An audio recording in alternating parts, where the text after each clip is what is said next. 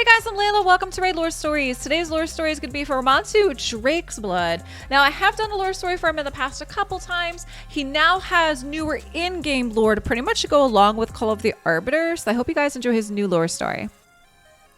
The Lizardmen once ruled almost all of Teleria. Their realm was called the Empire of Dragons, and they themselves were called the Dragonkin. They were proud and strong people, and their history stretched so far back into depths of time that they speak of the gods as people who walked among them, rather than abstract icons of worship. It must have seemed impossible that something so ancient and unchanging could be destroyed. The fall of the Empire of Dragons was sudden. The wrath of Siroth came upon it with such violence that it wiped the Empire's home archipelago of Torslin Icedive clean of all traces of civilization. The annihilation of the two imperial capitals, Allreach, buried by molten rock, and Twin Rift, drowned by the sea, left what little remained of imperial authority to languish and fragment. Within a few decades, even the suzerains who ruled the far-flung colonial provinces were gone, and the Dragonkin engulfed themselves in civil war. Those who remained turned their backs on their heritage, declaring themselves the kin of nothing more than lizards. Prince Ramantu, the one they called the Drakesblood, lived to witness all of it. He lived to see the future of the Empire of Dragons slip through his fingers and turn to dust, no matter how desperately he tried to save it. There are few records of Ramantu Drakesblood still surviving into the modern day. He is spoken of as a legend by the Lizardmen of the Sorrow Lakes, though the tales of him vary and contradict.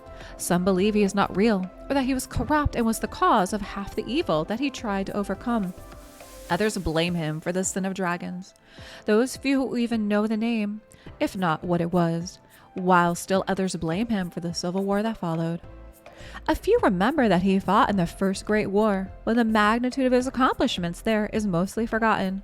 Most lizardmen simply remember him as the last prince of the Dragonkin and curse his name with the same bitter resentment as they curse the rest of the Empire's memory. It is the last group that Ramantu has most sympathy for.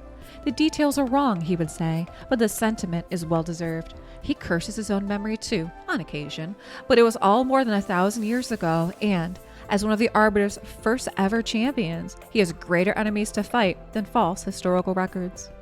Ramantu's shard gave him immortality, but the Arbiter gave him a reason to live. Those very few who know the Arbiter will say that Ramantu is the name she calls when she faces an enemy, a trial, or a defeat too insurmountable for even her to overcome. It is name she calls when all around her would betray her. A name she calls when she has lost hope. They say that the Arbiter has 1 billion wards, 1 million soldiers, 1,000 allies, 12 equals, but only one true friend. Of all her champions, only a precious few would ever draw from the shards, just to speak, share a glass of wine, and her secret fears with. Of all his life's achievements, it is that friendship that Ramantu Drakesblood values most. The rest, he would say, is dust and regret, and like time in the Arbiter, marches onward. Or he would, if he could. The Arbiter has not called Ramantu from his shard in centuries. It is not only her weakness of magic that restrains her from speaking to her friend and ally, but also weakness of spirit. The Teleria that Ramantu fought so hard for centuries before has been all but lost to corruption and strife, all under the Arbiter's watch. If she had the power to summon Ramantu, it is not clear she would use it for that reason. If the Arbiter's power ever returns, though, or if another is imbued with enough strength to aid her, then Siroth and his demon spawn will have much to fear. For, in the great many years since the sins of Dragon, Ramantu Drakesblood has taught them all a painful lesson. When they stand against the last prince of the Dragonkin, they will taste defeat, no matter their strength.